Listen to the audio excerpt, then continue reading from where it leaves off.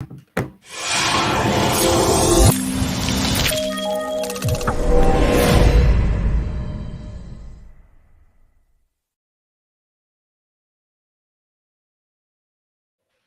Cheeseheads. It's your host for the show, JP here. Yep, I'm not caller. He's being a father this morning, so you get my illustrious company.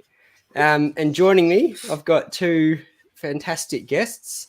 One of them who will need no introduction, unless, of course, you want to know who he is. Owen, how are you, mate?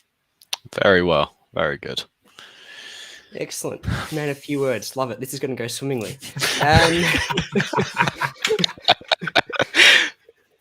Cam, how are you, mate, as well? My bald father himself down in Melbourne. Oh, mate, doing well. End of financial year and finishing off a good week with Maddison joining Spurs as well, and hoping the cricket's pretty good as well. Haven't checked. Yeah, no one cares. No one cares. Although I did see that a Australian leader has been at Lords watching the cricket. Oh, really? There was also a Prime Minister there as well. If I'll have to anyone's check seen the that. pictures, Ange Postecoglou and John Howard. Yes, it was John Howard. Nice. Look, we've got an action-packed show for you that I have read about in the last 10 minutes. So bear with me as we go through it. If you've got anything you want to chat about, put it in the comments because we're all figuring it out here tonight. But as we do, there's been signings galore this week. There has been, signings galore. There's been two. So there's at least two things we have to talk about tonight. But I thought we might start by looking at this beautiful man here in Lords with John Howard. There we are. Owen, you're getting belted in the cricket. Do you care? Not particularly. Not great. Not a cricket fan, to be honest. Brilliant. Yeah. Brilliant. I get daily banter from my mates in England, but they've got kind of quiet in the last day or two. So it's interesting to see little Johnny's at the cricket. But this is a football podcast, but I haven't checked the score, but it sounds like we're on top. So go the Aussies. And is Ange actually next to Johnny Howard there? Yeah, no, that's the reason we put the picture up. So yeah, I that is Ange realize. next to John Howard. Yeah. Oh, gee. Here we go. Here we go, indeed. Kerry, we're going to get on to real football talk. Is Kane staying? How are Spurs going to look under Maddison? Where's HG and DaveO? We're told by reliable sources that DaveO might come in the next 15 or so. So all 45 of his Twitter followers and HG's mum will be very excited for that. So we'll wait and see. Bear with us. Moving forward, while we've got one Australian legend, someone else has done this as well. I thought this was brilliant.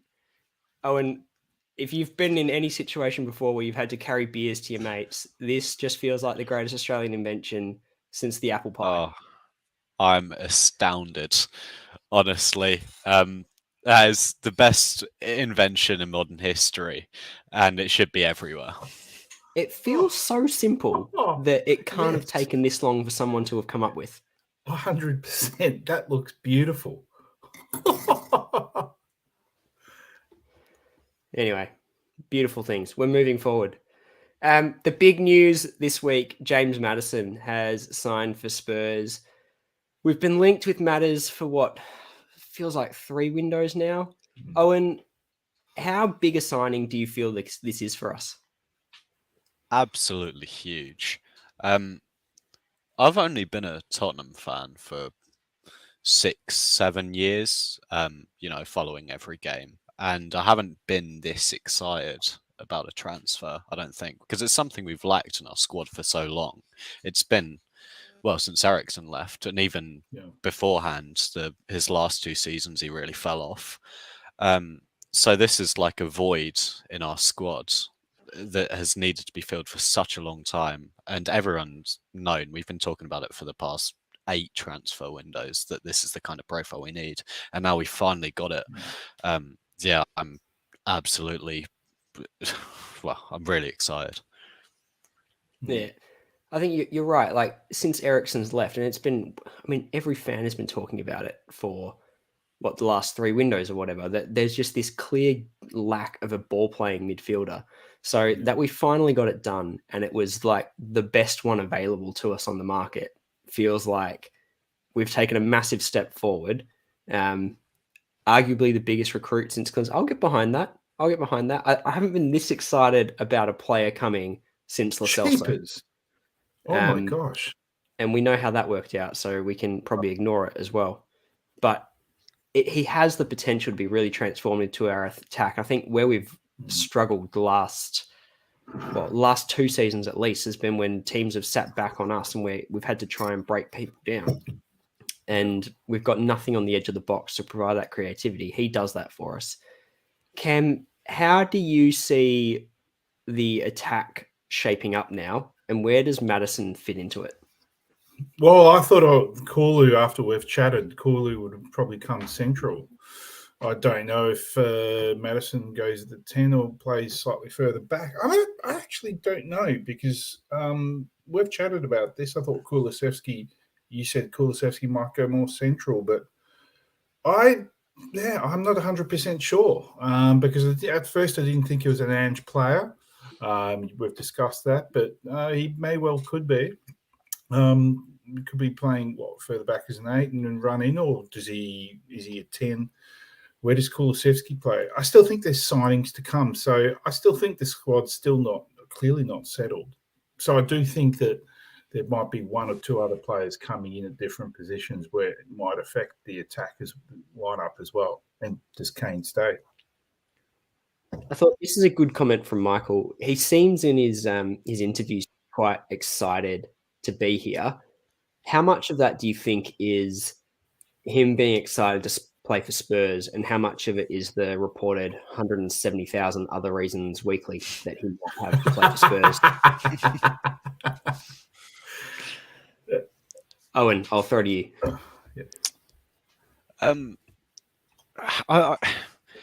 You never know in football now. There's so much money floating around. However, he does sound extremely excited, and he just seems like he really wants to get on board. And it seems like from day one, he probably would have been offered more money at Newcastle, to be honest. But he said he wanted to move to London. He wanted to bring his family here, and when he's finally got it, which has probably been a dream of his for years, he seemed really happy, and yeah, it's refreshing. It is. Where does his missus wanted to come down here or move down here? Maybe she's from here, down here, as in down in London, because maybe she's got family here. Or London's just a little bit more exciting than Leicester. I mean, we'll leave that up for debate. DaveO, welcome. We just started off talking about Maddison and where we see him fitting in with the attacking lineup at Spurs. Do you see him playing out wide or more centrally? Morning, everyone. Hello, morning. I'm a late call-in because I think there's some people missing. So, hello. I have literally just got out of bed. So, first of all, I'll answer a question in a minute. So, first of all, I have just discovered the Ashes score overnight. Looks like you boys will be regaining it. Congratulations. Hello, Owen. We've not met before. I'm the Hello. Hi, I'm the charming Alf Stewart from Home and Away in Sydney. And this is called a beanie, which is in tribute to my friends in Melbourne who love wearing that kind of thing.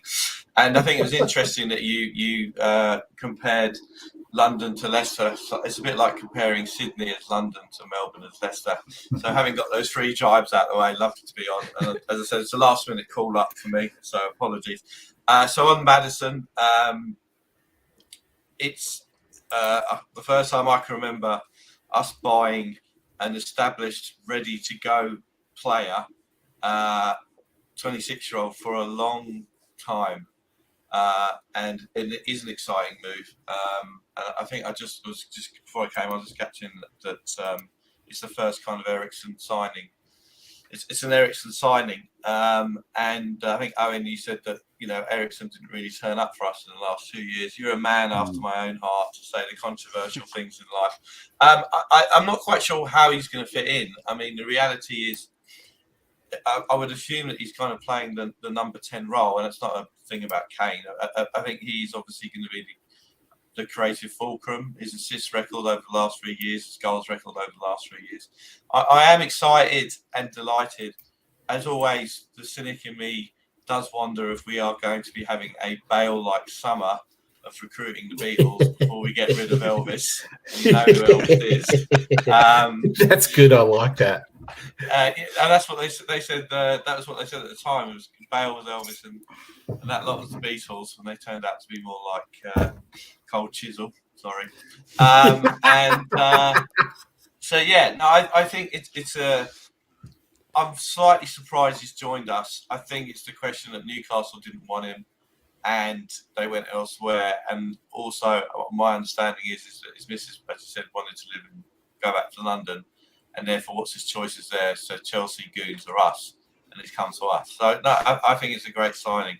I hope that he, this is something that's going to be very important, and the fact that we've got no European football, I still think is a good thing for us this year, because then you got Ange working his magic week in, week out. Yeah, and I think you hit something there that he probably fits that Ange 8 or 10 role. My question is, Ange asks a lot of those 8s and it wants pretty high energy. You need to be tracking back, getting forward. Does Maddison offer that, or do we see him needing to be more of a winger if he's not going to put in the effort that we need coming back and going forward? Cam. So you say that again, sorry, because I was checking the cricket score. Is it finished? Almost. But it is finished. Does he say that again? So naturally, I would agree with Dave that Maddison plays as one of those central attacking 8s that are really more like 10s. But given the kind of high pressing nature and intensity to track back as well that Ange demands of that position, do you think Maddison can play that role, or are we going to need to play him more of as a winger? I think he can. Whether he will is another thing, but yes, I do. I think Ange needs some time to bed his system in, and I think Ange would have given the go-ahead on this transfer, knowing of obviously chatting to James Maddison, and I think the expectations of the role that he wants. I assume it's more of a 10, but I could be completely wrong, and I think Maddison's going to be aware of the uphill he's got for particularly the next few months, indeed, to have that system bedded in. So he's been picked not because he looks good and he's an attacking, flary kind of player. He's aware of the function he needs to play. So, yeah, more of a 10, I think that will be the case. Tell us more about how good he looks, Cam. Well, the tats looks more Aussie, to be honest. Beautiful, doesn't he? Yeah. He fits that shirt really well. No, it's all the good things you're meant to look for when you're signing a player. Do they look good in the shirt? And he does. Tatted up. Yeah, looks pretty Aussie almost. A little bit. Moving forward, so I think with Maddison, I think he can play that 10 role for Ange. I think when he was at Celtic the first year, he had Tom Rogic playing that role. And Tom Rogic doesn't track back.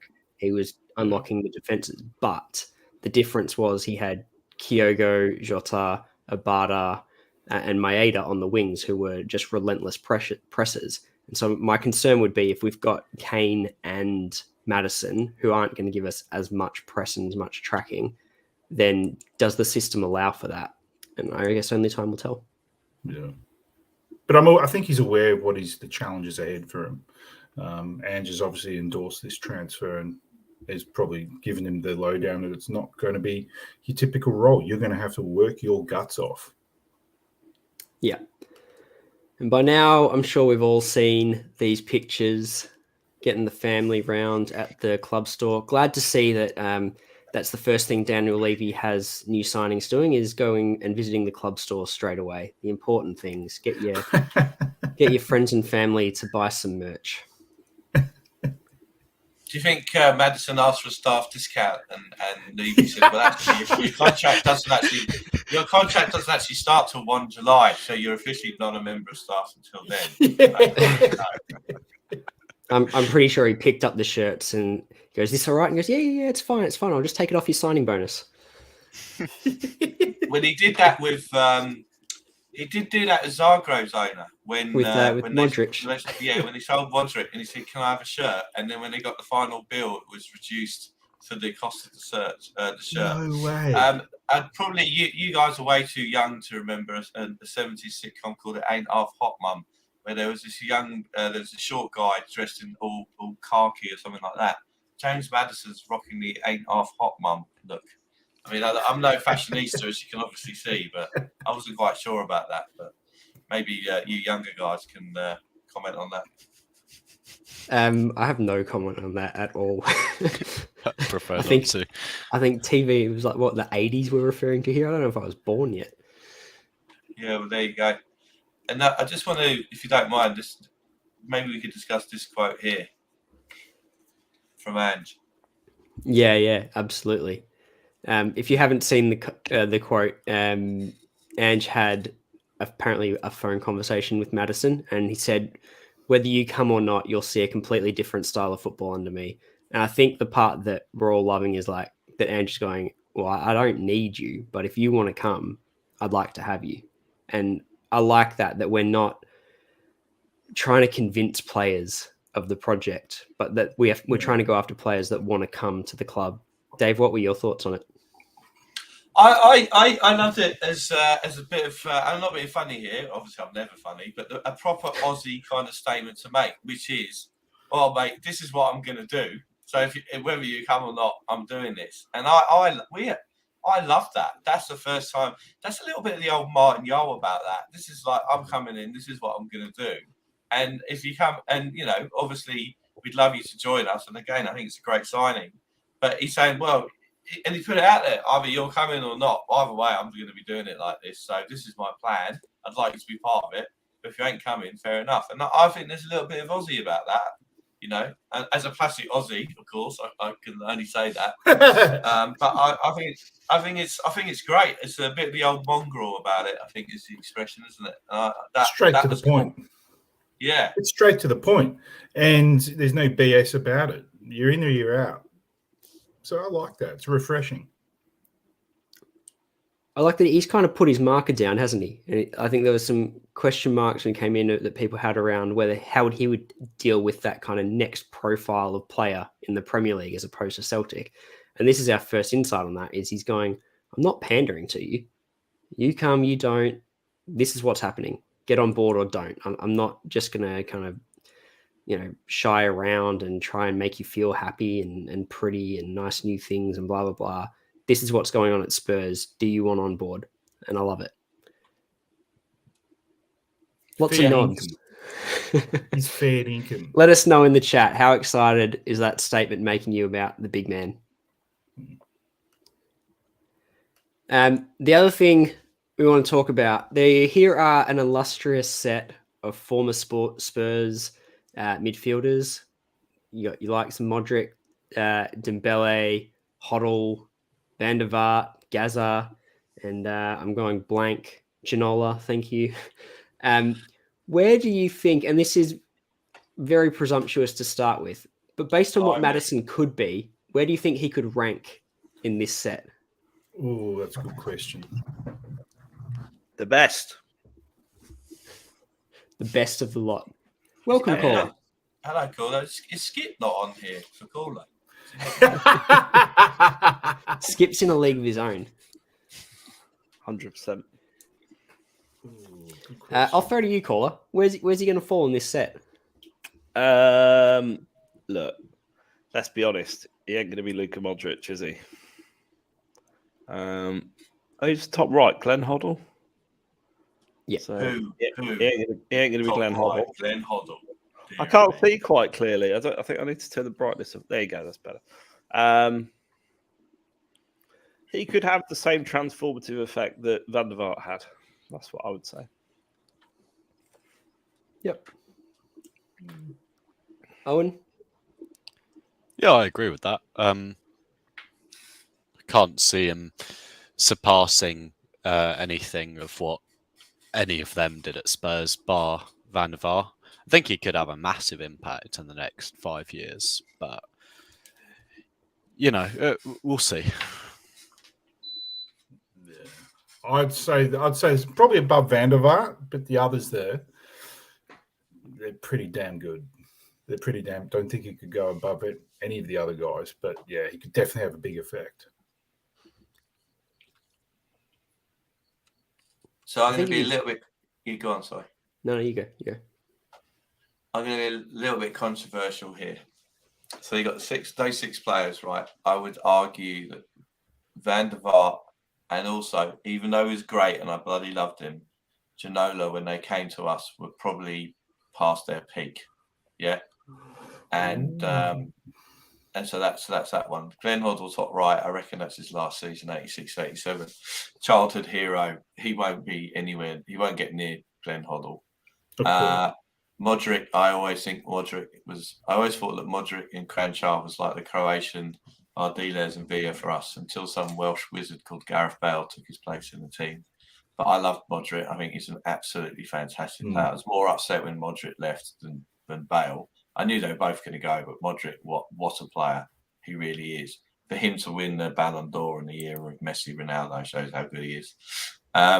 Musa was like very injury prone and not quite sure of the place of his team for at least a couple of seasons. And if you remember, I think his kind of resurgence came with Klopp's first game and at White Hart Lane, because Dier was out, I think, suspended or injured. He played the Dier role, and after that, off he went.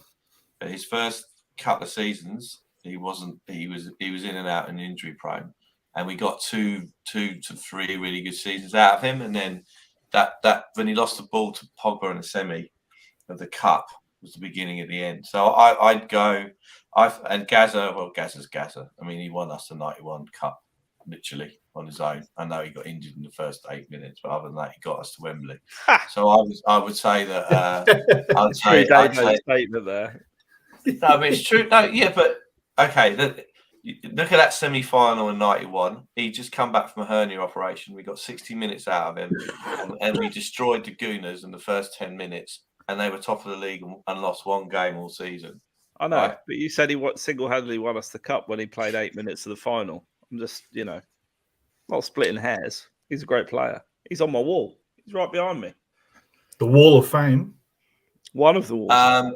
So I reckon Maddison's got the potential. I hope that he's going to be better than Van der Vaart, Dembele, and then I think probably below the others. But what a lineup you got there. And yeah, you forgot Chrissy Waddle. Disgraceful. Why? I can only think back so far. You can only have pain as six, yeah. My question would be, who's the weakest out of all of those? Who's got the weakest claim to be there? Because I would say probably Dembele. Because I agree with Dave. I think the actual time that he was great at Spurs, I know he's much revered, but a lot of the reason why he's revered is because every player says that played with him at the same time he's the best player they've ever played with. But I don't think you saw that on the pitch that often, to be perfect. Yeah, there's some games that you're talking Dembele had an impact. Yeah, he was he flattered to deceiving matches a lot of the time, and I think he was so injury prone and his career interrupted. I'm not doubting he's a fantastic player. He's a wonderfully gifted player, brilliant midfielder. All I'm saying is, out of those six, he's probably the least claimed to be on that slide. I think you could argue the other way, though, that when you took Dembele out of the squad, it probably had the largest impact of any of these lots coming out of the squad on us, because our decline under Poch coincided exactly with that January transfer window when he left. It wasn't just him, though, was it? Wanyama was another key component of that midfield who got injured, and we struggled with that. And he was never the same player again, He was a fantastic player. I'm not taking anything away from him. I'm just saying, on that slide, he's probably the he's probably the weakest of the six. I'd say Van der Vaart is, because Van der Vaart. Yeah. You look at Dembele. I reckon peak Dembele was what 2.5 seasons, and he got us. He got us those high league finishes, right? And he was he was great. He was a great player for those couple of seasons. And as you said, we've not really recovered since. I don't think since he's gone. And we I think we on the ballet to replace him, didn't we? I mean, that went well. There's always time for the redemption of Tongi. But I think that with Van der Vaart, I always felt with Van der Vaart, you got him to 60 minutes, and after that, he was he wasn't finished. But he did have a great record, and he loved scoring against the Goons. But I'm interested to hear what Owen's view is, because obviously these guys, these players are part of the history. Yeah, a little bit before my time. To be honest, the only player that I've watched week in, week out is Dembele, and he was amazing. Like extremely unique, and I haven't seen a player even similar to him since. Obviously, I've seen videos and spoke to my dad and other Tottenham fans a lot about every other player, and obviously I've watched Modric since he's gone to Madrid. But yeah, for me, Musa was amazing, and watching him in his peak was just amazing. And I was gutted when he left, even though he was getting on a bit. I think if Maddison can have as big an impact as Van der Vaart did, and I think Van der Vaart's impact is probably a little bit kind of looked on more highly because of where we were at the time, then he'll have been 40 million well spent. If he can get anywhere near kind of the 7th place on this list, it's 40 million well spent. So it's good company to keep. Don't forget the add-ons. Well, what are the add-ons? Have we heard what the add-ons are? Because all I keep hearing is 40 million plus add-ons. But when it was Richarlison at 50 million plus rising to 60 million, all we talked about was it's a 60 million transfer fee. Yeah. But, it suits our narrative now to talk about it as a 50 million or pound transfer fee or 40 million for Maddison. Well, Speaking of narratives and my love of them, is Winks officially gone? We're going to get to Harry Winks. Still not announced, but hold your horses. Okay. Because that's my theory. But that's my theory about the add-on. But I'll hold my theory. If Maddison, so your theory is if Maddison plays 30 games for Spurs and gets us top 4, then they get Harry Winks. No, that isn't my theory. I mean, I quite like that as an idea, though. It's kind of like it's like a mirror effect of whatever Winks does at Leicester. So let's say, I don't know, Winks gets Leicester promotion, then that offsets what the add-on is at the Maddison end. I quite like that as a theory, right? It is around 10 million of add-ons, I believe. Yeah. So I might as well say it now. I just think I think if Winks goes for 10 million, and we'll talk about the career of Winks later. Won't take long. You read a ballad? Yeah, I think Winks. I think the Winks deal is the offset of the add-ons. That's what I think. That's my theory. Well, let's talk about the Winks deal then.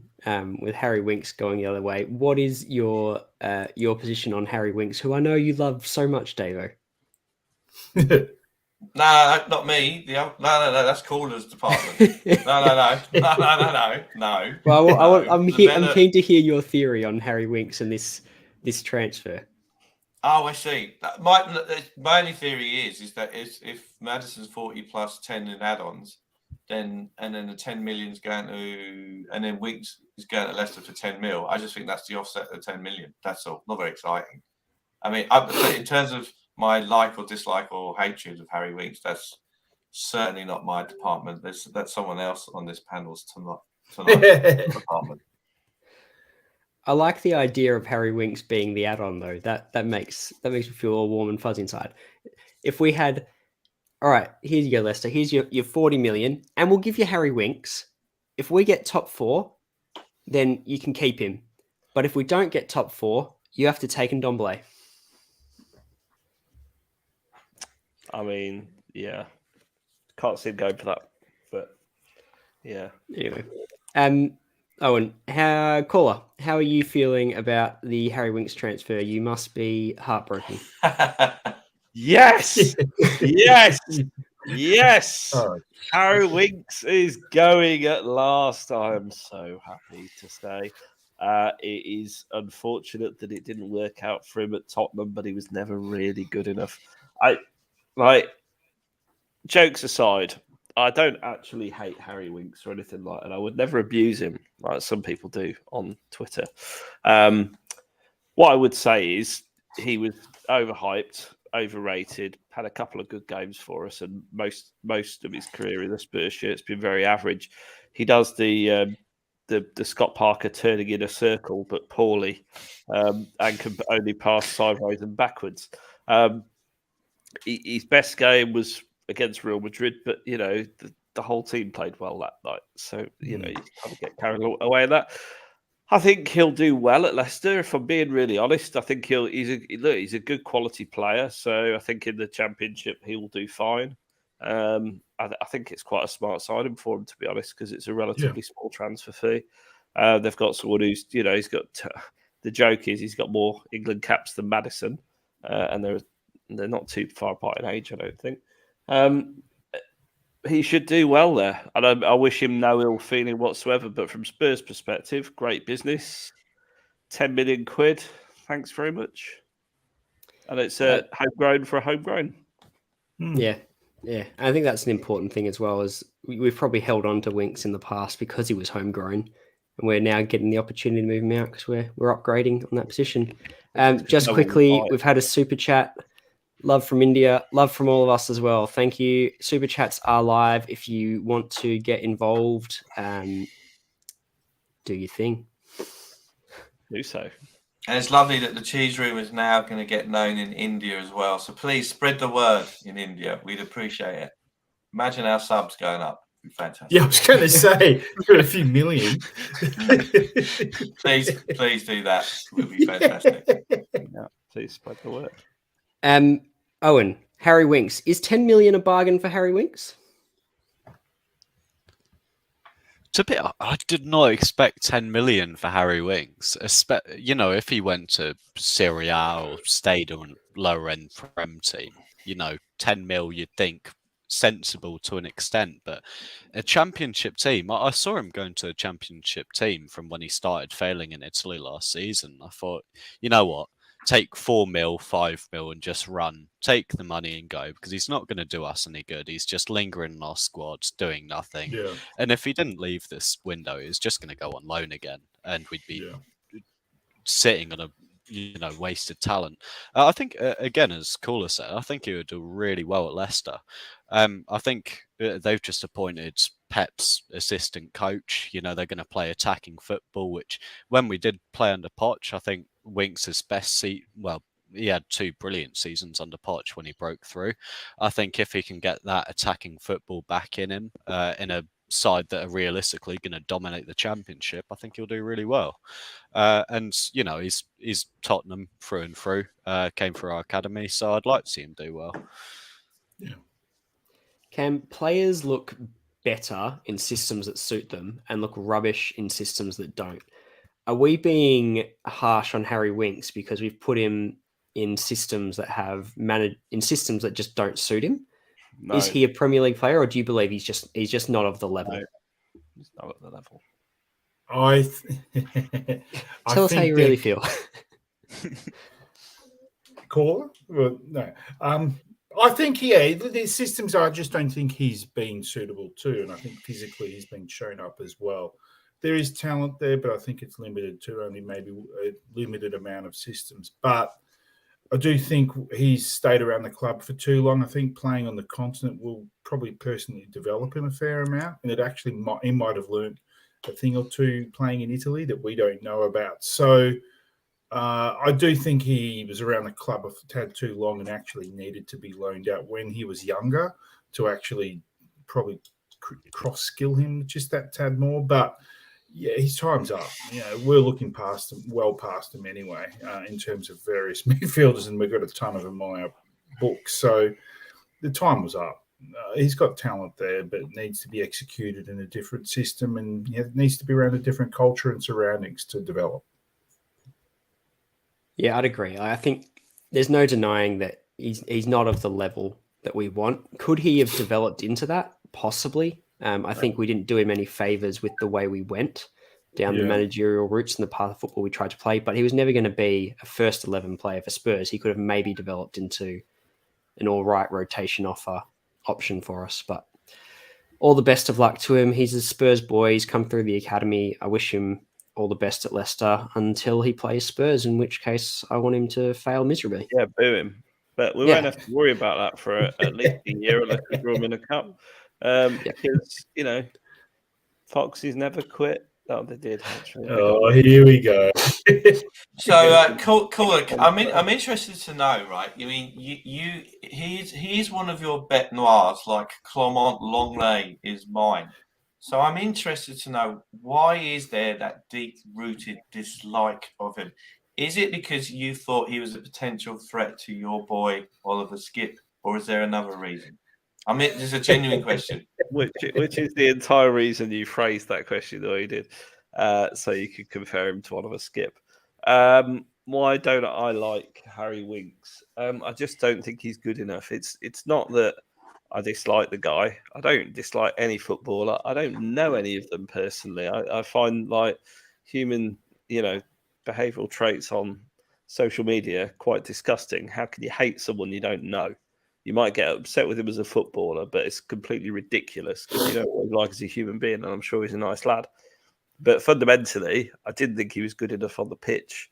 I think he had a bad ankle injury when he was flying, to be fair to him, and I think that's knocked him. And I don't think he's ever been the same player since. But I don't think you can put Skipp and Winks in the same category. Winks is far inferior in every sense. But does it ever kind of trigger you over the last few years that if someone said, I think Winks can do a job for us, or Winks had a good game, or things like that, did that at that point, did it kind of trigger something in you? I'm just interested in that. A little bit. I got a little bit like, I wondered how someone could be that stupid. Yeah. Interesting. Oh, Okay. wow. That does. So, interested to know, where do you think Skipp will end up in the grand scheme of things? What do you think his level will be in, say, 3 years of playing consistent Premier League football? Well, I think the problem for Oliver Skipp is he won't play consistent Premier League football unless he moves from Spurs. That's the cold truth. Because he's 20, 21, 22 years old, I'm 22 now. So he's a lot further behind in development than, say, Bissouma. What's Bissouma, about 26, 27? But Bissouma will take that role all day long. So Skipp is going to be waiting for an injury to play. And it's no use for players not to play to develop, So unless he suddenly overtakes Bissouma, etc. I joke about him. I love Oliver Skipp. I think his attitude's bob on. I think he's very good at what he does in terms of breaking up play. I think he's a good holding midfielder and has got the potential to be a really good holding midfielder. But unless he gets regular football, he's never going to develop into that. And I don't think he's developed as much as I would have expected, albeit he had a really nasty injury last season. Not last season, the end of the season before, which when he was on a good run of form, unfortunately, again, took him out, and he's never quite been in the team for a run. I know he's in a run at the end of last season, but come on. He was a bit fragmented from the moment Conte left. It was fragmented before Conte went. So I don't think that's really fair on the kid. So I think the bottom line is he'll be in and around the squad for a couple more years and then probably be sold to Leicester.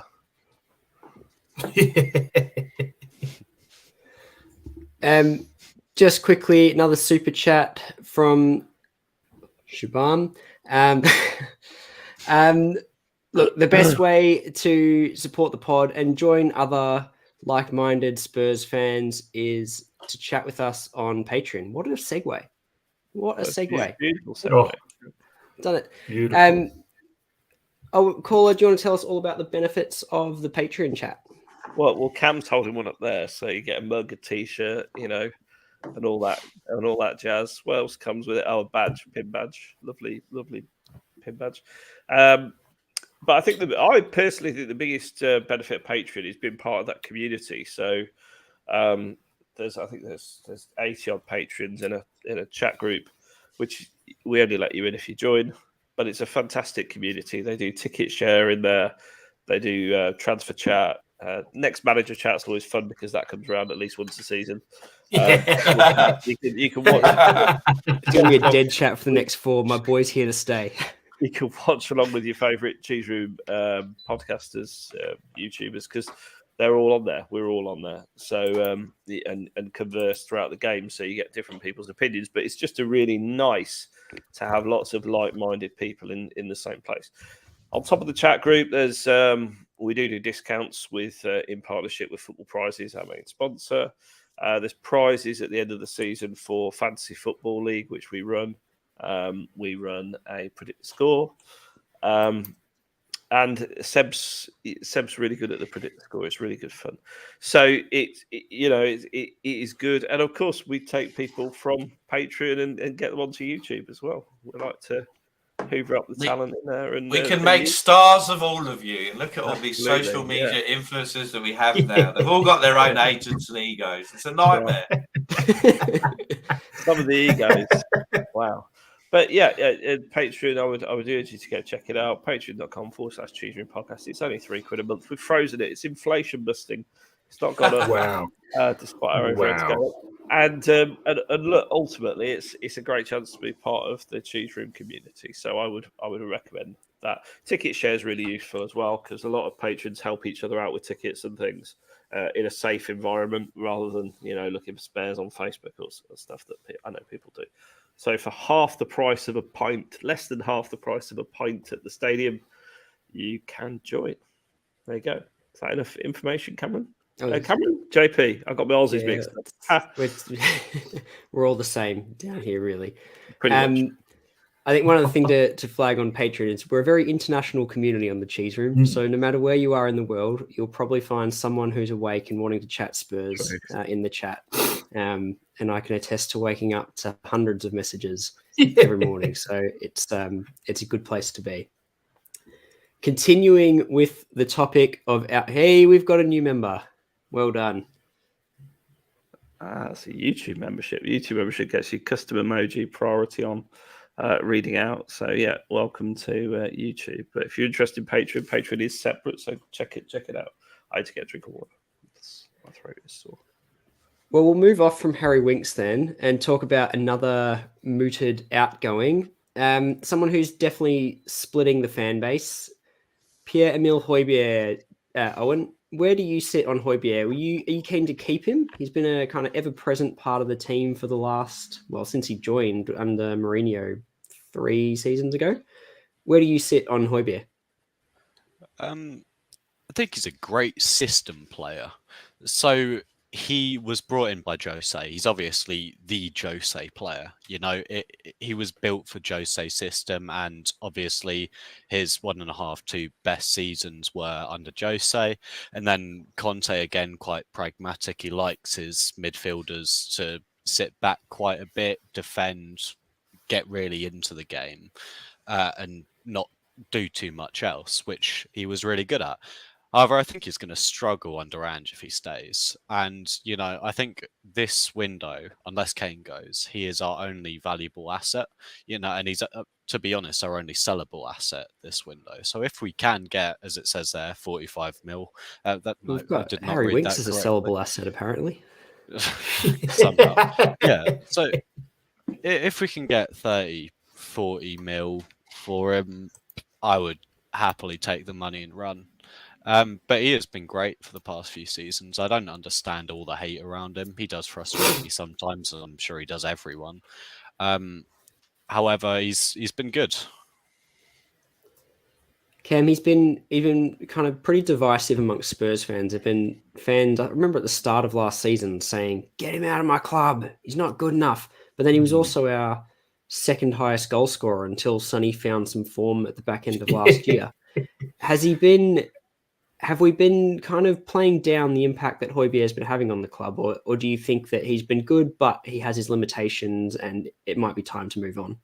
He has his limitations, and I do think it's time for him to move on, particularly as you get a massive change agent and Postecoglou coming in there. But I do think he is given positive input into the squad and obviously on the stat sheet for that matter from what you've just said. But he's a player for the previous dynasty, the predecessor, as Owen said.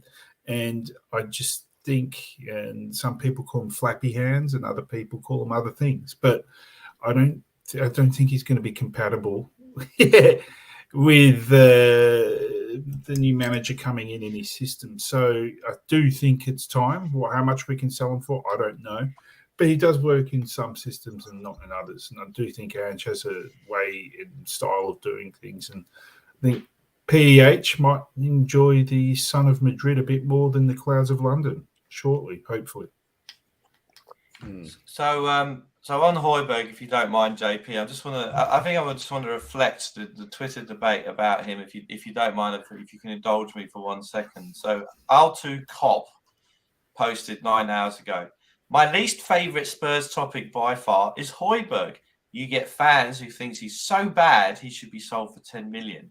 Then you get people who overcorrect how good he is in response, Gibbo, and make up things that he's supposedly good at. That he isn't, Gibbo. He's not that bad, but not very good either. The cooler in response, a solid 6 or 7 every game. Then someone called David MH Hart at 71. 4 out of 10. He makes the art of looking busy whilst not doing anything a very underrated activity. So there you go.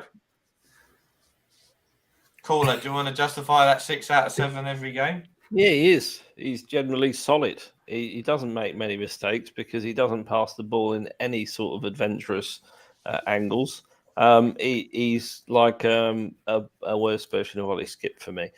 Look, Hojbjerg, he's not the worst player in the world. I wouldn't have any problem with him hanging around for another season. I really wouldn't, because you do need some squad players. He has been trusted by every manager that he's worked under.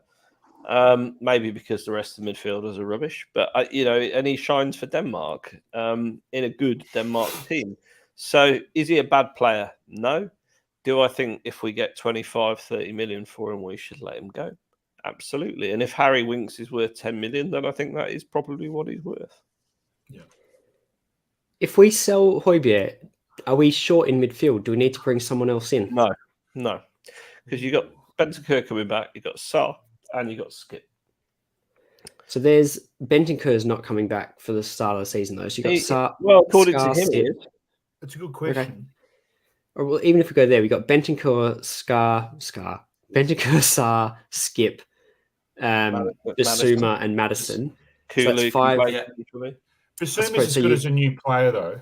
There's no doubt that Bissouma's as good as a new kind of recruit, almost. I suppose in a midfield 3, though, you ideally want at least 6. So you're really saying that Kulu has to be that 6th midfielder. Well, look, I think the thing is that Hojbjerg in Ange's system, and you're the Ange expert, so tell me if I'm wrong. Hojbjerg would be playing the defensive midfielder role, right? So you've got Skipp and Bissouma there. Do you really need a third DM when you've got the wonderful Eric Dier that could step up and play there? Well, I think where it leaves us is, are we light on that 8? Because I could see him playing one of the more reserved 8s. I don't think we are light on the 8. No?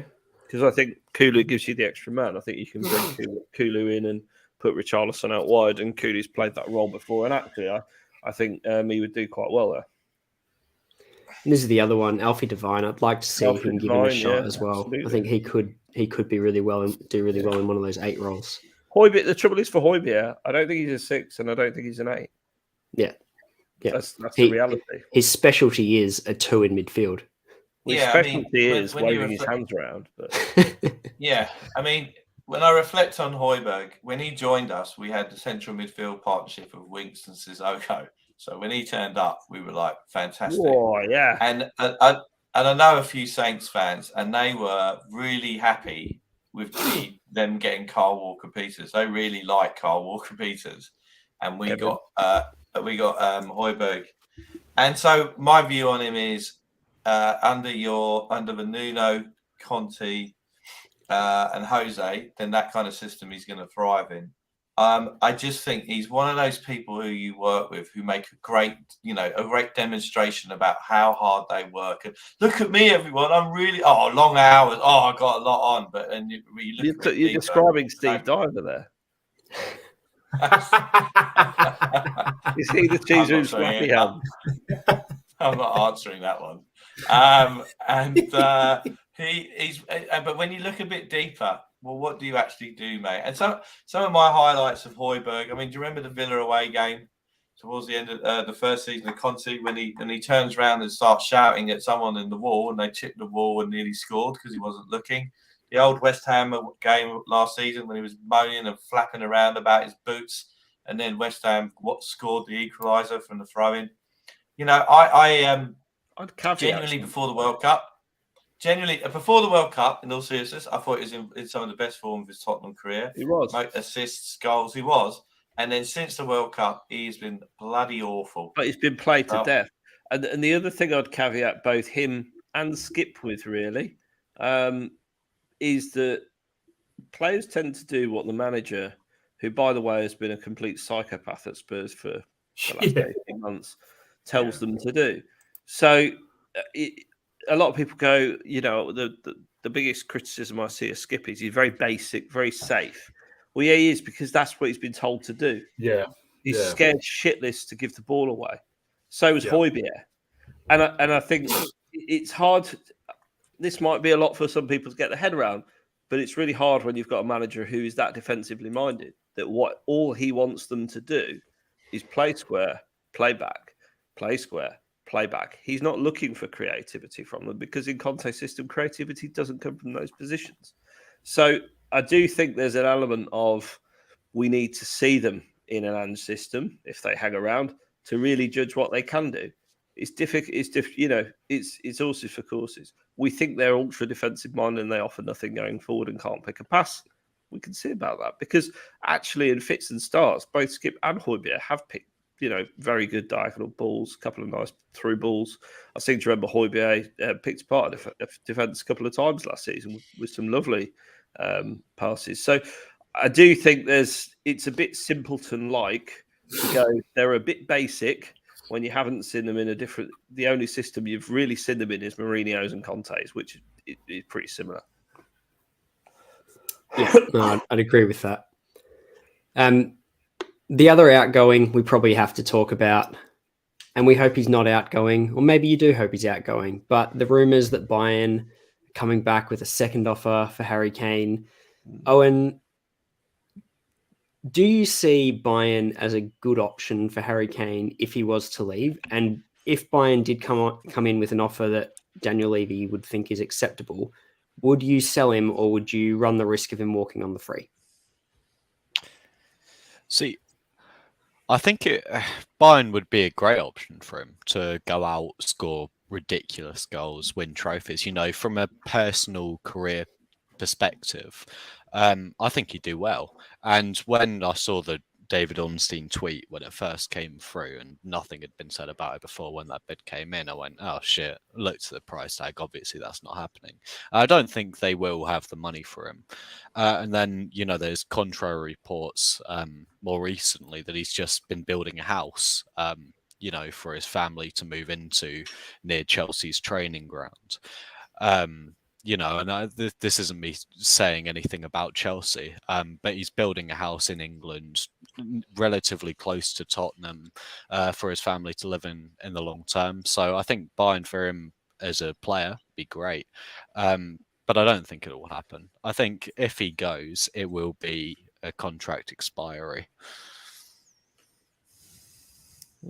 Well, he's also agreed to terms, which says something that he's open to leaving. But that's personal. Like, obviously, the Bayern's been able to get a yes from him, but obviously he's under contractual obligation. So it means that, yes, he's very much open to leaving, which I think Bayern may be doing it just to test them out, to test the waters. There's got to be some reason. They're not just going to flippantly put a fee in. They want to check his hunger as to, does he want to leave Tottenham? And maybe that bid was there just to check his hunger on being open to leave. I found it interesting that I read that Ange wants some talks with him this week when they return to training this coming week, because I do think Ange is the kind of guy, and again, you'll know better than me, Aussies, and maybe the plastic Aussie over there. And, you know, he don't suffer fools, and he will very much shoot from the hip and say, look, if you don't want to be here, I don't want you here. And I will get 80, 100 million for you, and I will invest it. And I actually think that's the right approach in this scenario because it doesn't benefit Spurs to let him go on a free. No. I think as well, like Ange will be bending his system to fit Harry Kane into it, as he should do if Harry Kane wants to be part of the system. But if he says, look, I'm happy to stick around this season, help us do all right, and then I'm going to leave at the end of my contract, I'd just sell him. I'd make sure I control where he's going, that he's not going to another Premier League club. This is on the money for me. This. Yeah, 100%. Would you pay 80 million for a player to play 1 year for your club? Because that, in effect, is what we'd be doing if we turn 80 million down for him. How much is the Champions League worth? About 50 for qualifying for it. If so, you win it, 120 odd. We ain't going to win it. So semi-final gets you about to 68, 70 million. So, you know, I know, look, everybody wants Harry Kane to stay. I want Harry Kane to stay. But if he was going to sign a new contract, he would have done it by now. He would have done it with Conte when we finished top four. Yeah, that season where there was all the wave of optimism. He didn't. He is running down his contract. And ultimately, would you rather see him leave on a free and probably blame Levy, or sell him for 80 million and probably blame Levy? It's difficult, but I just think this summer is a fresh start, right? It's a real fresh start. Another fresh start. Well, we are where we are, Dave. We can't. It is another fresh start, but you can't change that, right? So you've got to give Ange the opportunity to sell him if he wants to, and if Harry will play brilliantly no matter what because he's a consummate professional. There's absolutely no doubt in my mind he will turn up week in, week out if we keep him. But I do think that he's got no intention of signing a deal. And as you say, the fact that he agreed personal terms with Bayern, which I believe is true, that tells you his intentions, doesn't it? You know, Spurs fans are just gonna go, oh well, we should get him to sign a new contract. You can't make someone sign a contract who doesn't want to be there. Ridiculous. You got to trust Ange with it. That's my view. Yeah. I think as well, like this summer is a rebuilding project. If we lose Harry Kane next summer, we're rebuilding again. I'd rather just do it all, like get it all out of the way this year and go, all right, this is going to be a really challenging year. We need to set our expectations lower. But the idea is that we'll have a squad that in a year's time we can build on again and will be much more competitive. Once you take Harry Kane, once you build a team around Harry Kane, and then lose him a season later, you're rebuilding that team again. So I'd rather we just kind of move on from it if he's not going to stay, or if there's no chance of him staying. If there's a chance that he's going, you know what, if we are making steps forward, I'll sign a new contract, but I want to see how it goes, then okay, all right, let's take that risk, because if there's even a 50% chance he stays, it's a risk worth taking. If there's a 20% chance he stays, it's a risk worth taking. But do we know if there's a second bid coming in? Go. Yeah. Do we know if there's a second bid coming in? There was talk of it this week. But, I mean, they're dealing euros, and the first bid was 60 million euros. So what's that, about 50 million? Yeah. Nowhere near, is it? I mean, I wouldn't sell him for 50 million, no. I think you start to talk at 80, I would want 100, personally. That's what I would want. But if there's one thing you can rely on, it's Daniel Levy will try and get blood out of a stone. Yeah, it's true. Yeah, but sometimes, but if let's look at some other situations which have gone down to the last year. So Dembele was down to the last year of his contract. Moussa Dembele. Moussa Dembele. Good fee for him, considering, to be honest. Well, they got 9 million smackers for him in that January window of the season that we got to the Champions League final, where we got 9 million in, where in the squad at that time we had Wanyama, who wasn't fit, really. You had Dier, who had that appendix. You had Winks, you had Sissoko, and we ended up playing Dele 2D and Eriksen 2D. Yeah. And if you look at that Champions League final, 20 minutes of Dembele off the bench could have made perhaps a difference. I would have sold him, but I don't think it was. I think he very strongly wanted to go, was from what I remember at the time. But. Yeah, well, he was not signing a new deal, But what I'm saying is, in the context of we had a real dearth of fit central midfielders who were at the top of their game, to get rid of him, even if you'd have had 20 minutes of him off the bench at various times, he wasn't fit or anything like that. I just thought that was a very, again, short-sighted decision. And then you look at Eriksen, where it was very clear he wasn't going to sign a new deal. And it was very clear in the last 18 months to 2 years of his career that he wasn't that interested. And then they got 13 million quid for him out of Milan in that January window, right? Are you suggesting we're going to sell Kane in January? Is this where this is going? No, it's not. But all I'm saying to you is that it's a response to your blood out of stone, and he's a shrewd businessman and all the rest of it. More and more you're getting. Well, no, you're saying blood out of stone, which is implying that he'll get a deal somewhere. Bryan squeezed the most he possibly can out of any deal.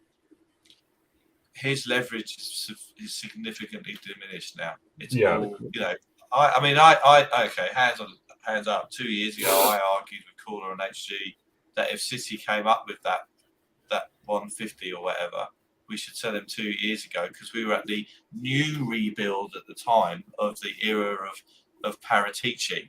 And I had that naive assumption that Paratici would invest money wisely. And so I thought, well, why don't we just do it then? Paratici, he's definitely up for Sacred Cow, but that's another day, another time. And so, I mean, if the Paratici argument is he's much better than Hitchin, so what? It's like saying Enic's better than Sugar. But anyway, I digress. So I just think now Kane holds all the cards. As Calder said, if he was going to say he'd have signed a new deal when we got top 4 last season, one source I heard said that he can't stand Levy. Levy doesn't really want to extend it by more than a year or 2 years, and that Levy doesn't want to give him top dollar because everyone else is going to ask for top dollar. Who knows? But the greatest, probably the greatest talent that we've been blessed to see, he's going. In a way, I'd rather, if we got 80, 90 from Bayern, I'd take that money. But my suspicions about our ownership is that they'll go, oh, we've already spent that on the Porro, Kulu instalments and all the rest of it. Who knows? But you could argue that Maddison takes up the Kane assist role in the team, and then you get a striker in, which I hope everyone's not, which people might say is Richarlison. And then off we go. I mean, yeah. He's got all the cards now. I mean, he holds all the cards. I don't blame him either. The question is whether Charlie Kane's actually smart enough to play the cards, to be honest, because he's and the one-liners are coming back. He played them 2 summers ago. He doesn't have them anymore. Yeah, I think. Look, no one wants Kane to go, but I think you've got to face facts. There is at some point he's got to go, and I don't think this is a bad point to do it. If we've had the best years of his career, undoubtedly. And if we get 80 million quid, get a young forward in, I do think they'd play Richarlison up top. But I also, you'd need to get another striker in. But there are no strikers that we could buy that can replace what Harry Kane does. But in Angie's system, you don't necessarily need that kind of player anyway. No. And as you so succinctly said, Dave, Maddison provides that creative spark that currently Kane, when he drops deep, occupies. So I do think, between Richarlison and signing another striker, I don't think it would be the end of the world. I really don't. I actually think Richarlison and Sonny are kind of Ange's ideal mold of striker. Yeah. So if we were to sell Kane and we say Maddison is filling that creative void, I'd be trying to go out and sign a really lights out winger over trying to get a striking replacement, because we're not going to get someone who replaces Kane. That doesn't exist. But we've got players who can play the role. What we need to improve on then is, we're moving those players from out wide. How do we make sure we're giving them better delivery? Yeah. See, I think John raises an interesting point here, because one thing I think about doing is buying Tony now. Yeah, do it. Yeah, it's a good call. Buy Tony now, and then obviously have him down Ladbrokes until January, and then he's good to go to play for us. What does everyone else think? Apparently, he's backing himself into that move. 2-1 at Laddies.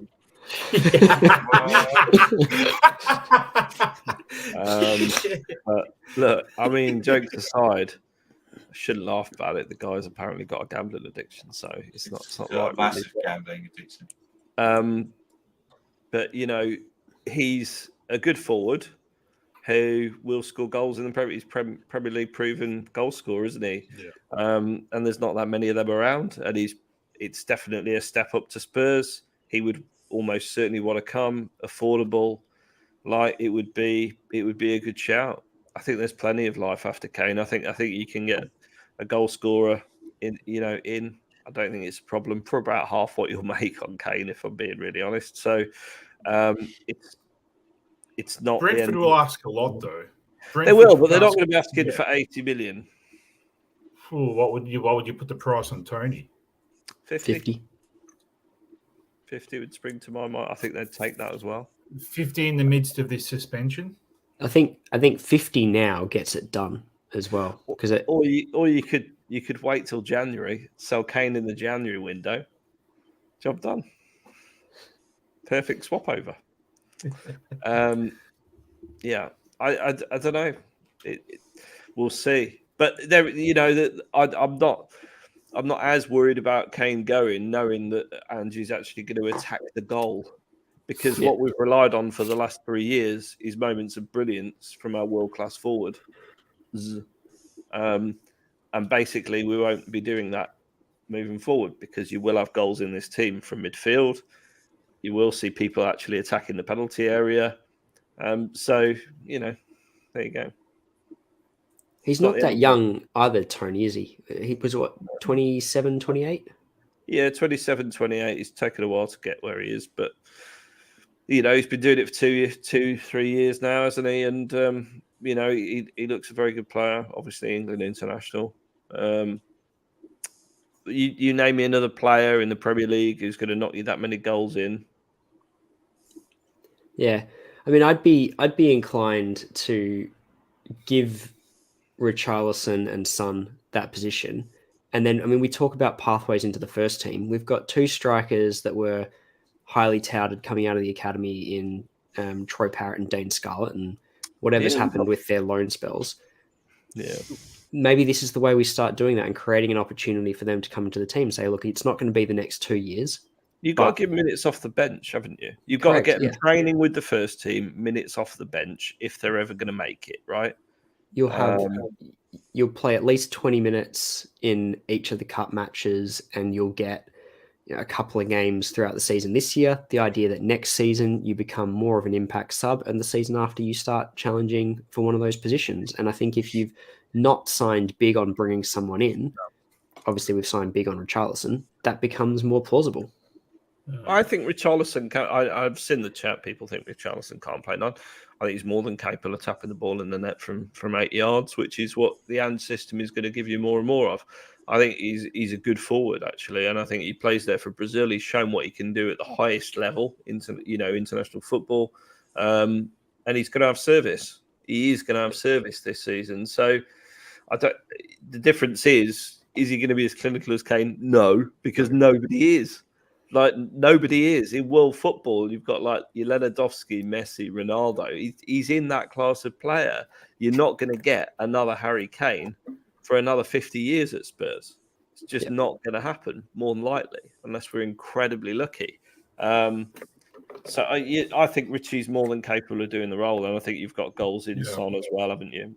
So I don't think it's as bad as everyone thinks, and I think he needs to just get it through with Ange, and they need to have a good open a couple of tinnies, and maybe have a good old the Aussie slang for a chinwag.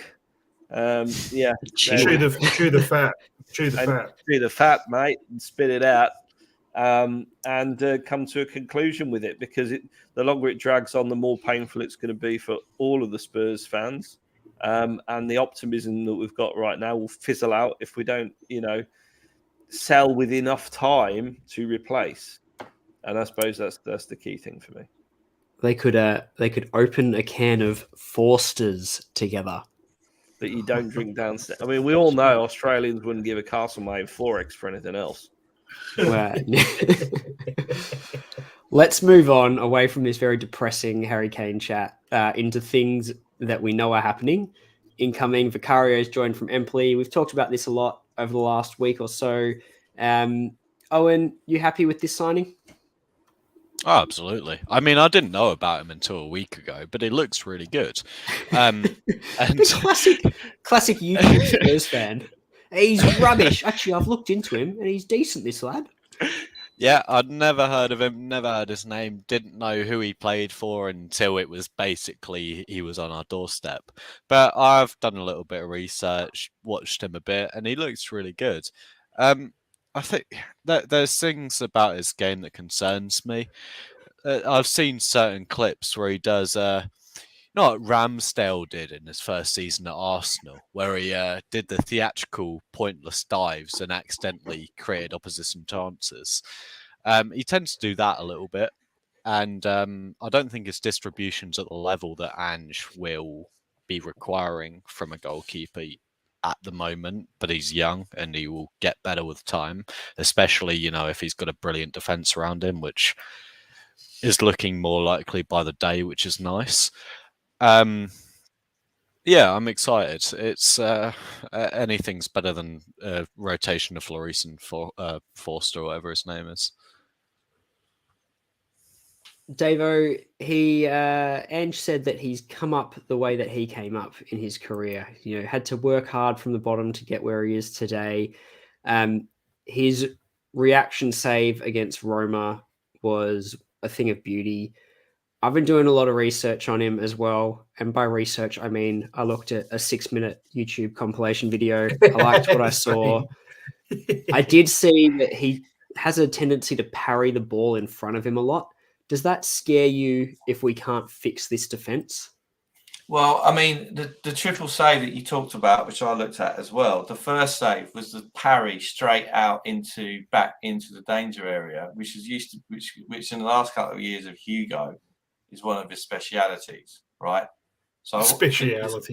Well, I mean, in terms of that triple save, well, he wouldn't have had to make save 2 and 3 if he'd parried it properly to the side, right? Good point. Yeah. So, there's some chat in the chat. There's a discussion about whether it'll be Led Yashin or Barry Daines, and the classic Barry Daines, which is basically, and you guys won't know who he is. So we had a legend goalkeeper called Pat Jennings, who the boards and Berkshire decided to sell to the Gooners and bring in Barry Daines the season that we got relegated. And Barry Daines did this classic thing. You look it up on YouTube, Tottenham v Mansfield, where it was an absolute bog of a pitch. Barry runs out to kick the ball, misses it completely, and Mansfield score.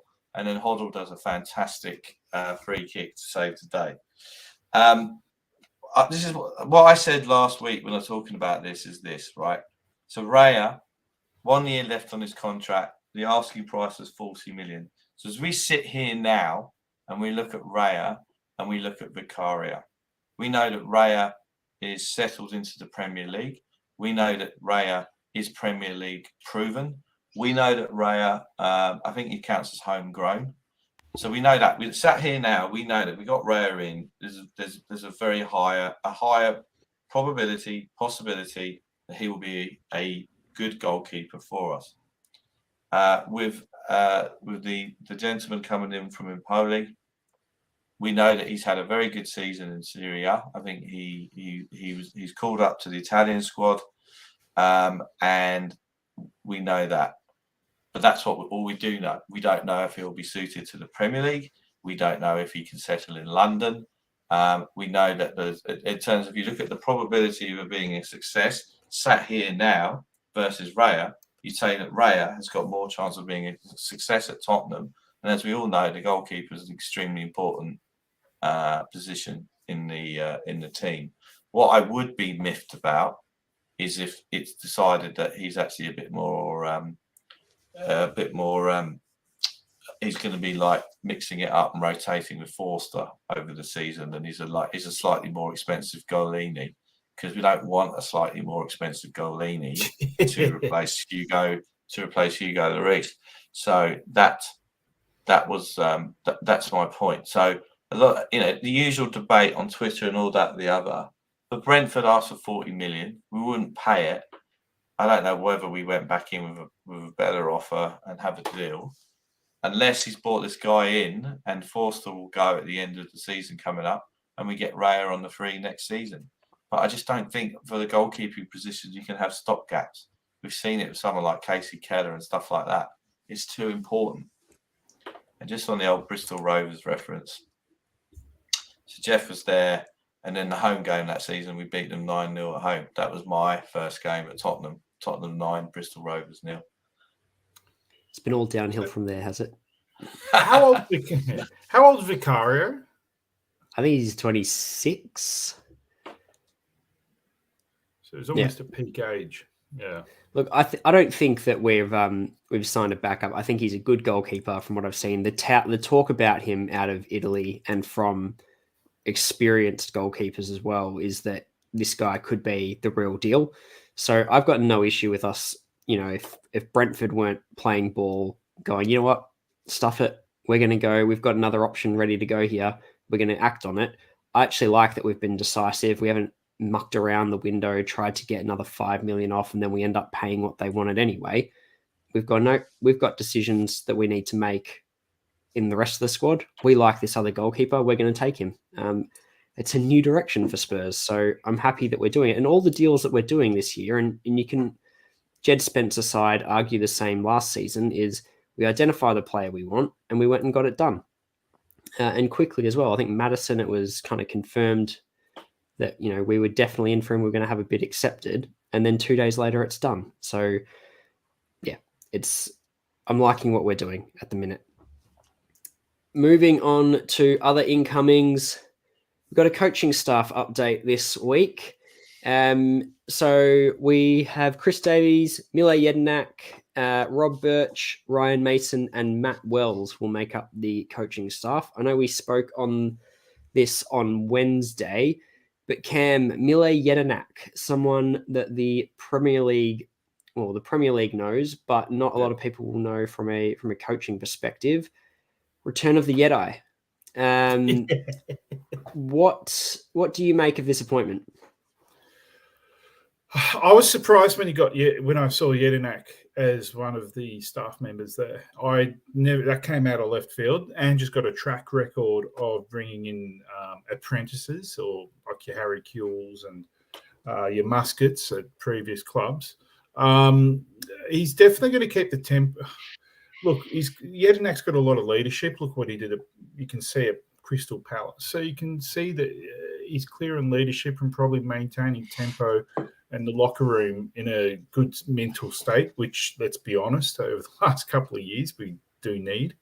I do think his presence there will be as good as Roy Kent and Ted Lasso. I do think he's going to be an addition of intangibles there within that locker room. I think he's definitely going to work on trying to keep the mental levels up within the squad, like he did on the pitch with Palace, which is something I think is a good idea. The other guys I don't know too much about. I'll put my hand up. But I think it's a good appointment, even though quite left field. I think it's a reasonable appointment and another mouthpiece for Ange in that locker room. Yeah, I'm happy with it. Here's an idea, King Hoddle. We could get Viduka in as a coach, or if Harry Kane leaves, mate, bang an option up front. Still got it, I hear too. The Dukes. So when Mark Viduka was playing for Leeds at Tottenham, and I was back for a game from Australia, the whole crowd was singing "You're just a fat Aussie bastard" to Mark Viduka, and then my brother and my dad started singing it in my direction, which was very rude of them, wasn't it? I think that the interesting thing about Rob Birch, just doing a bit of our new goalkeeping coach, is that so he was at the club, he never made a first team appearance, but according to that well-known source Wikipedia, he proposed to his girlfriend on the This Morning television program. She was a producer on the show in 2008. which is probably the nicest thing about this morning at the moment that's in the news. Isn't that right, Owen?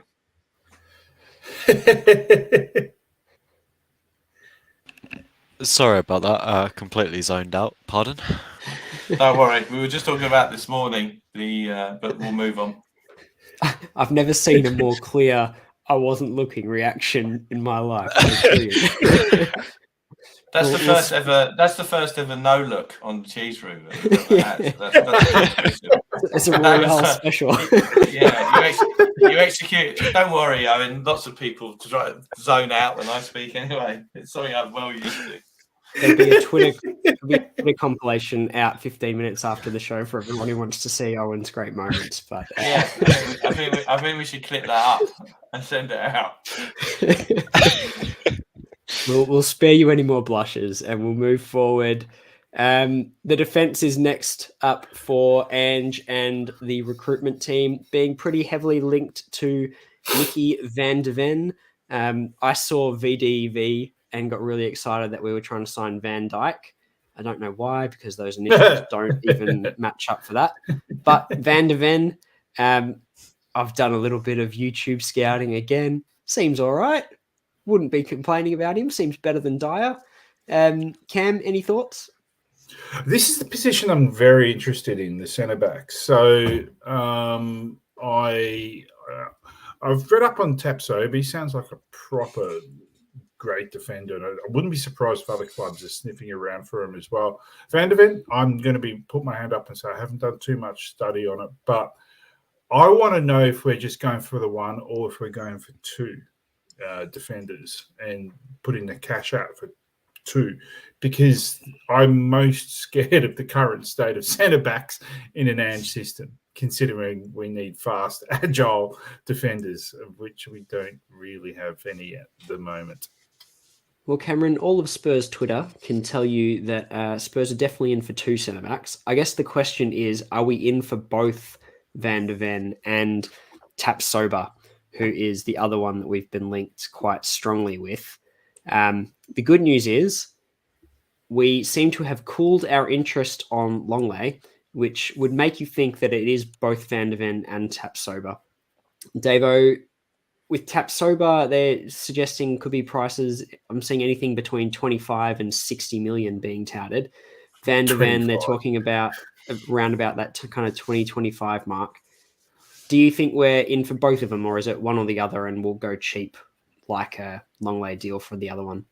Yeah, sorry, you're triggering me because I'm just reading. Understand Tottenham not advancing on the comment Longley do with Barca yet. It's not a priority now. It should never be a priority. Reading the word priority and the word now.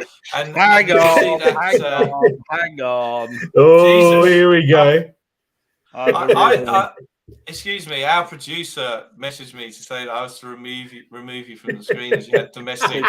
Well, actually, you had domestic priorities. Like Clement Longo is not a priority. And out of nowhere, now you appear now. To defend, it's just coincidence. You just defend the Longley, and you can see that expression of Longley there, looking across and looking at the ever diminishing returns of his playing career. I think we need two. I would like two new centre backs. Mr. Jack Hoyle, who was on the show this week, who check him out, listen to him.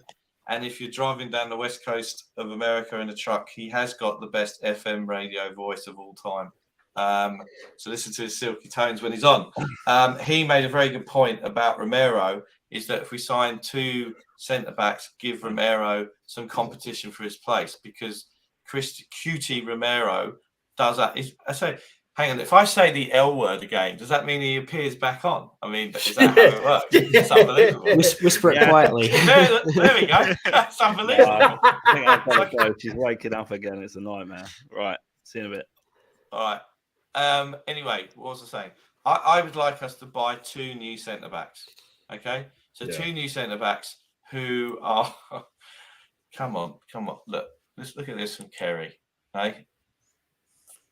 Very assured, DaveO. Longley, honestly. Come on, Kerry. Kerry's still upset that we haven't signed Traore yet. So I'd like us to buy 2 new centre backs. Okay. I'd love us to buy Kilman or Kleeman or whatever his bloody name is from Wolves. Why? He's established in the Premier League. I think he looks like a good player. I'd like to get him in, and I'd like to get one other. Provide some competition for Romero. I'd keep Davis, and as for Dier, Tanganga, Rodon, they can go. So I don't want us to be in a position this season where I'm now beginning to feel that QT Romero is doing us the favour by playing for Tottenham. The Copa America's in June. So based on previous behaviour, QT will be injured from March or April. Well, the good news, DaveO, is that the issue with Longley is his wages, so we're definitely not getting him back in. Is that his only issue? I can think of others. I think the deal with Longley is that they're keeping him up their back pocket. They've got the deal all organised with Barca, and if their other targets don't come off, they'll activate that. But he's not the priority for us for this season. Another player who could be coming back, well, is definitely on a plane back, is Sergio Reguilon. Had a pretty uneventful spell in Madrid, coming back to Spurs now. New system. He definitely wasn't a wing back. So will we see him fit into an Ange system, Owen? Are we still on Longley? We moved on long. No, we moved on. We're on to your new sacred cow. The missus is back now. She can deal with it. It's all good. I'm here now.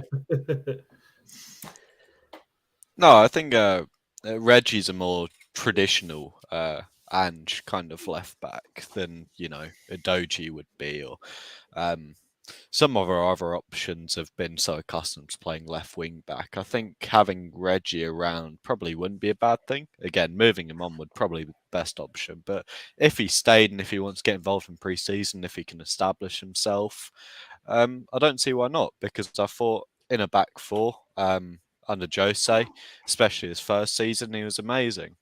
So I think he might have a place in the team. If he can prove himself. He hasn't played football in a long time. I don't think he played a full 90 for Atletico Madrid. So I highly doubt he's fully fit, but I'd say give him a pre-season, see how he does. Yeah. Yeah, and you mentioned Udogie there. Talk coming out of Udogie's camp is that Postecoglou has spoken to them, that he sees Udogie as definitely part of his plans. He's going to be meeting up with the team in Thailand. There you go. And that he's going to be an important part of the team. So I'm excited to see Udogie. I think he's going to be kind of that first choice left back role. How well he fits in an inverted left back position, we'll find out. But I'm excited to see. I don't think that Davies, while he's serviceable, is going to really suit that role. You make it sound like a Holden car or something. He's serviceable. Well, it's probably an apt description. Serviceable player. Hang on, we've said Ben Davies, and somehow he's come back again. Yeah, We've got Longley and Davies. Don't like Ben Davies. We've already talked about Harry Winks and Ollie Skipp, so where else are your sacred cows in this? Can I just say something cool enough? If I'm out today in Woolies or something like that, and your voice just appears over the tannoy somewhere, I nearly ended up working for Woolies. Clement Longley is perfectly fine, and I appreciate that you might be ahead for a night of being awake by it with kids, which means you will be awake during the Aussie daytime. But if, as I said, if like the voice appears from somewhere, then I'm not real. Funny story. I nearly ended up working for Coles and Woolies at one point. So there you go. It could have been different. I never read about the Australian supermarket bidding war for your services over here. I mean, that would have been big news in Melbourne, obviously. It was fun. I decided, a bit like Harry Kane, I decided it wasn't worth leaving England for. Right. Okay. You just waiting to become a free agent in the summer, are you? Yeah. Can you get that picture? Can you get that picture up of Reggie for a minute, the one that you just had, right? Because there was a comment by someone on Twitter so there was a comment on someone from Twitter having a go at Reggie because he's got his legs up on a suitcase. On a Louis Vuitton suitcase. having a go at him about his lack of intent and commitment to his career. I mean, really? He's only got his feet up on his bloody suitcase. I think people read too much into too little things. I think most people put their feet up on suitcases in the airport, don't they? It's fairly standard, isn't it? No, not Diver. He has his feet put up on a suitcase. Whilst he's going to Australia via Helsinki, Peru, and supping champagne at every opportunity. Yeah. Yes, that's correct. Yeah. If anything, this is showing a real commitment to his career. He's got the blood flow working. He's trying to get circulation going while he's sitting. It's I actually, of all the players we've got on loan, I quite like Reggie, and I think he wouldn't be. I would say this on the show on Wednesday. He's probably our best option at left back right now because you don't know. I mean, I know Doggy wants to play, and I'm sure we want him to play, but he is by trade a wing back. May be able to shoehorn him in. He's the only natural, decent left back we've actually got. He was just ostracised, wasn't he? Yeah, it would be foolish to just pack him away at the start of preseason. I'd be giving him serious minutes on the tour and trying to see if he can even play that role. Yeah, I agree. When we did the defence show of keep, marry, buy, sell, loan the other week, there's only two defenders we kept, I think. But I said I think we should keep Reggie. He's a left back, and I do miss him wearing his blue woolen gloves in August. That's all I always. He likes throwing a ham in the dressing room, ready to go. Yeah. You know that summer's ending when he's got his gloves on in August. Yeah. I like this question because it's so direct, and I would really love everyone's views on him. It's a pretty simple answer from me, isn't it? It's because he doesn't want to leave, and because no one's come in for him. Well, he's got his herb garden at the training stadium. I hear it was difficult to tear him away. From. He's got an allotment at the training ground. I shit you not. Yeah. Are you 100% serious about that? 100% serious. Are you joking? No way. That's not his reason for staying. That's what I'm. He's taking it with him. Marijuana plantation. He has a herb garden and a vegetable patch that he's very close to at the training ground. That is not kayfabe. That is true. Okay, so when you turn up to work, caller, and you insist that you bring your stamp collection with you, and it has a place on one of the shelving, is that the equivalent? I'm not so much a diva, but Eric Dier, highly rated England centre back. He's got the turning circle of the QE2, hasn't he? I can't see him fitting into an AND system, and the fact that we're trying to buy two centre backs is quite telling, isn't it? Really, I mean, obviously Romero. I mean, we haven't talked about him, but he apparently is the subject of some interest. I'd be quite happy to see the lot of them go, to be honest, much as though I like Romero. I think he was wild last season and cost us certainly, in the Champions League potentially. That was just completely reckless. And I've seen the rumour that Dier is linked to the Saudis. Well, I mean, he's quite an ethical guy, isn't he? So, yeah. I don't think it's there's not. You can't really plant your allotment in the middle of it. I was thinking exactly. That's the problem. He should be growing different products, right? Find a little oasis, and he's got like coconuts, things like that. Do you reckon the reason why Dier makes so many mistakes is because the other players are sort of kind of got onto it? When the thing that he did when he headed it to Salah, do you think that Salah shouted out, "I don't like the way you had your carrots and the line on that allotment, mate. What were you doing?" And it just put him off his game when he headed it to him. There's a point in all of that I would like to touch on, is that I do think the way we've played for the last 3 years does make our defenders look significantly worse than they are. Yeah. Because if you're defending higher up the pitch, the defence is not having to make half these, being exposed to more errors by the fact they're doing shitloads more work. Now, I wouldn't keep Eric Dier in a million years. By the way, I think the abuse he's had on social media is absolutely appalling, and people should take a long look in the mirror at themselves. Not that they will. But, no player who wears the shirt deserves to be abused. not even Harry Winks. So I do think that there's a lot of nonsense written about him, but he needs to go. In my opinion, he needs to go. I would get rid of Tanganga. He's been around way too long. I would get rid of Sanchez. He's been around way too long. What a waste of money. You know, I just genuinely think that our defenders do look worse than they actually probably are. I do think you would get some money for him. So yeah, I hopefully this Saudi thing comes off because you know everyone else is doing it. Why shouldn't we?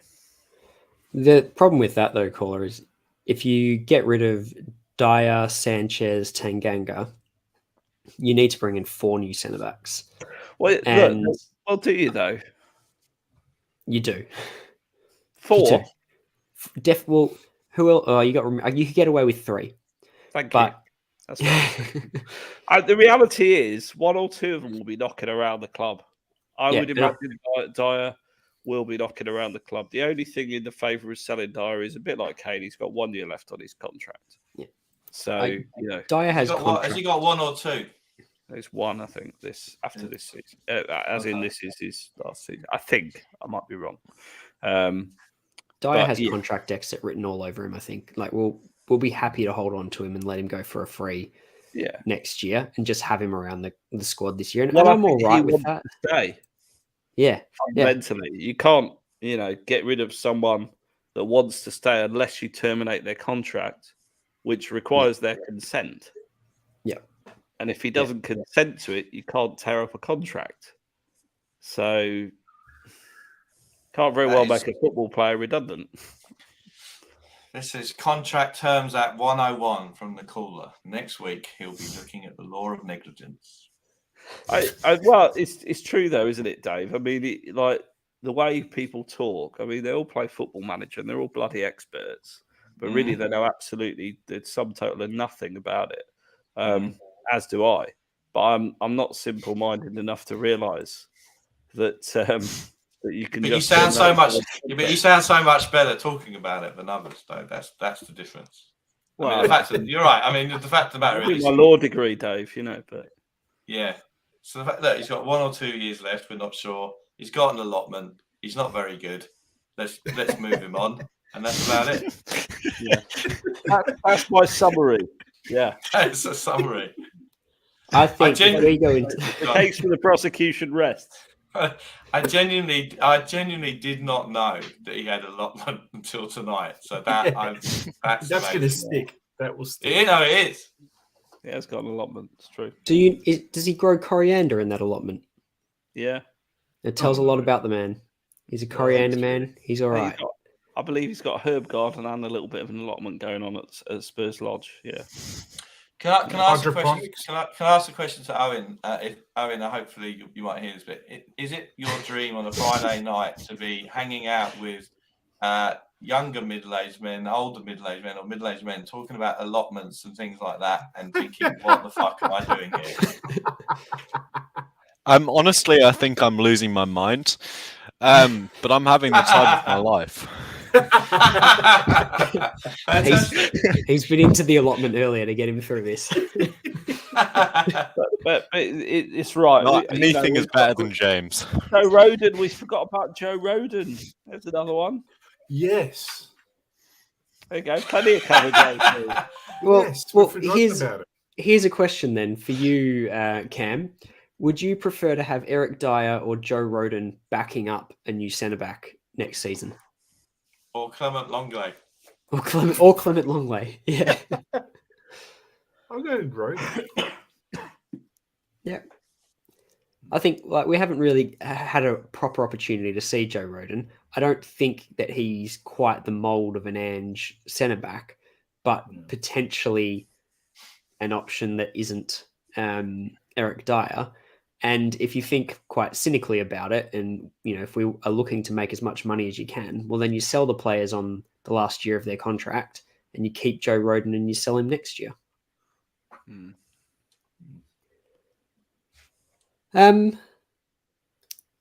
Anything else here? Going through the comments, plenty of players that Celtic fans wanted to sell: Roderick, Ralston, Taylor, and they responded well to Ange coming. I think this is really important. I think Anthony Ralston was a key one at Celtic. Everyone thought that he wasn't good enough. He'd come back from loan from elsewhere in the Scottish Premiership and didn't do well there, but then was a world beater for them when he stepped into Ange's system. So we just don't know which players are going to react well. It was to Cameron the Carter system. Vickers, wasn't he? Let's be honest, but it's Celtic, so Yeah, can I just say that, right? Everyone, when we got Conte in, all we talked about, and everyone, and don't deny it, is who's going to be his Victor Moses? Who's he going to turn into Victor Moses? Yeah. So, to all of you, as we reflect on Conte's reign, who was his Victor Moses? Ben Davies.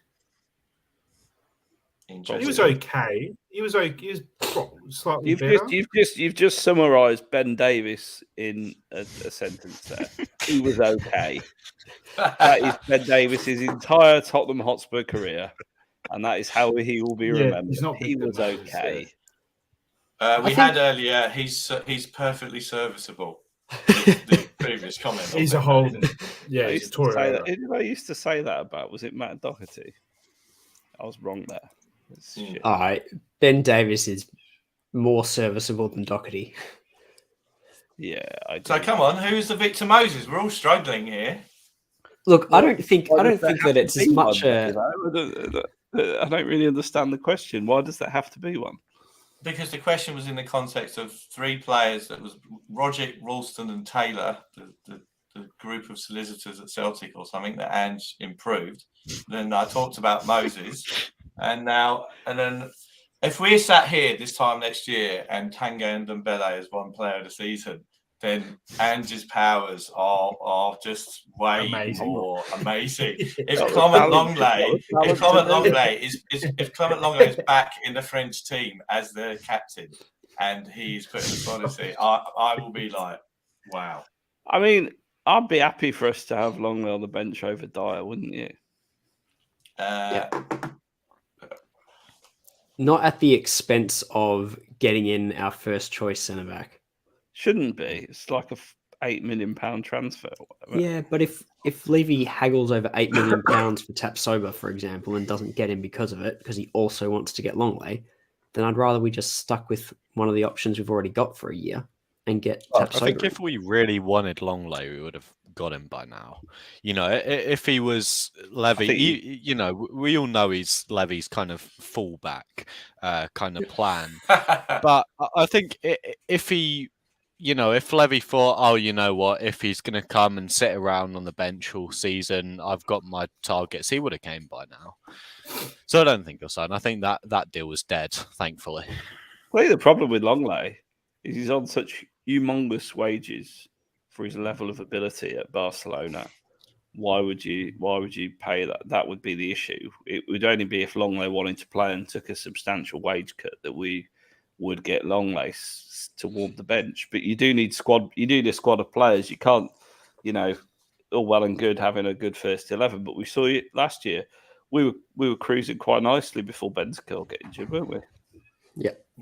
Yeah. Well, I don't know. I wouldn't go that far. I think we were doing better than we were after we got injured. Yeah. You've only got to look at the drop off in the league position to tell you that. If you're, we staggered to fourth position before the World Cup like a drunken goat, right? And come on. I've not seen many drunken goats. There's loads around here, basically we played appalling and got to where we did, and then after we got injured, and obviously we fell off. So, do you know what I'd like? I'm going to say something quite revolutionary here. If we can have someone on the bench. We don't want a Longley. We don't want a Dier. Longley is better than Dier. Come on now, Jack. You're better than that.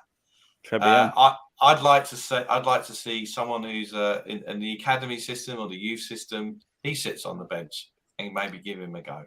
Revolutionary, I know. Maybe we've got a buyback clause on Cameron Carter Vickers. Bring him someone he trusts. God. Send them back out on loan. Actually, King Hoddle has just persuaded me. Longley has great lips and can ping a pass. You're right, King Hoddle. I'm on the Longley train. But Can you does he have imagine- an Join a- allotment? He can pick He apart. could join Conte's coaching staff. I'm not sure about the lips, but he can pick it apart. And the other thing about Long Lane, and I've got to go in a minute, and I'm talking You absolute do go on. You do rubbish like now. to talk about. I'm Long. going on, and I'm talking nonsense. So this is my last contribution before. That's what you do. I know that. I'm sorry about that. Long Lane Perisic last season, I always had problems. So I think they look quite similar, right? So I often Don't got a look bit anything confused like as to each who was other. on. I don't. Maybe it's my glasses or my telly. I just thought they looked a bit similar, and that confused me. Wow. Well, both on- whip the ball. Both whip the ball. Perisic is another interesting one because he's supposedly on the way out as well, isn't he? But where to? Yeah, but there's no talk of where he's going to He's go. got Saudi written all over him. Oh yeah, Right. yeah. He does. He does. That doesn't or back to Inter. Yeah. No, I We think will he'll go see. Saudi. I think he'll go Saudi. Probably.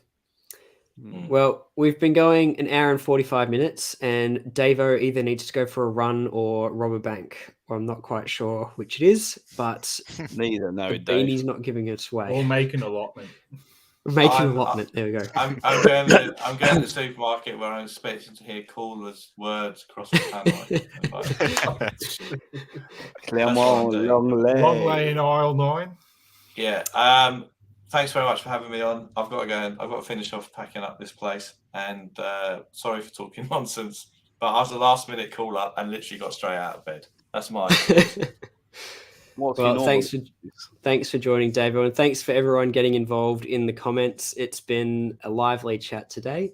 Thanks for indulging my monotone voice. Caller, thanks for jumping in, popping out, jumping back in again. You've done that Sorry, roundabout about guys. 6 I'm- times. I am sorry. I have told that my significant other she's banned from going out in future. So therefore there'll be no childcare issues. Well, it's been great having you on. Cam, you as well. Thanks for joining us. Good to be on. Always good to be on.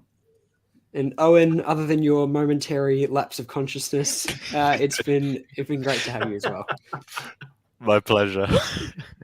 Owen, don't feel bad about it because obviously you're older than my kids, and my kids consistently zone out when I speak. So don't worry about it, mate. It's global.